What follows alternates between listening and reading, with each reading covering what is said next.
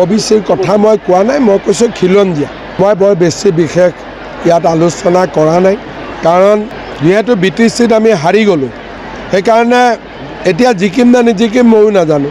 সেইকাৰণে মোৰ ইমান উৎসাহ নাই। প্ৰাৰ্থীবিলাকে জানিব তেওঁলোকে সাহস ক'ৰ পৰা পাইছে। মোৰ কিন্তু ইমান সাহস নাই।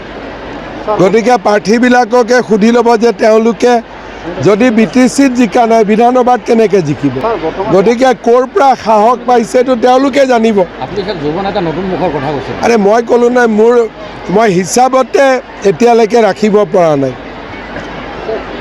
যদি BTCত জিকিলোহেঁতেন তেতিয়াহ'লে ইয়াত 10জন কেণ্ডিডেট হ'লহেঁতেন। এতিয়া BTCত আমি গোটেইকেইটা ছিটতে ইয়াত হাৰিছোঁ। গতিকে এতিয়া নেতাটো নেতা হ'ব, পাব্লিক আছেনে নাই লগত? বিনা পাব্লিক নেতা হয় নেকি? গতিকে প্ৰথম কাম হ'ল পাব্লিকক ঘূৰাই আনা। নেতাটোতো হৈয়ে থাকিব পাৰে বহুত মানুহ। বল দিয়া বহুত জেগা গুৱাহাটী মে বল দিয়া।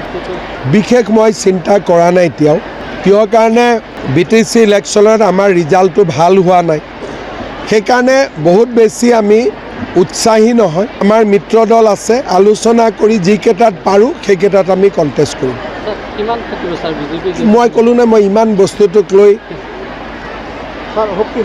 এটা হয় নহয় যে কিবা এটা বস্তুক লৈ উৎসাহী হৈ থাকিব লাগে। যদি BTCত জিকিলোহেঁতেন মই উৎসাহী হৈ থাকিলোহেঁতেন। যিহেতু আমি হাৰিছোঁ, সেইকাৰণে এতিয়া মেইন কাম যে কেনেকৈ পাব্লিক আমাৰ লগত আহে, সেইকাৰণে মই ইমান উৎসাহী হৈ থকা নাই। বিভিন্ন কাৰ্যসূচী হাতত লৈছে আন্দোলন, সেইটোতো কৰিবই লাগিব আন্দোলন। নিজৰ দাবী থাকিলেতো আন্দোলন কৰিবই।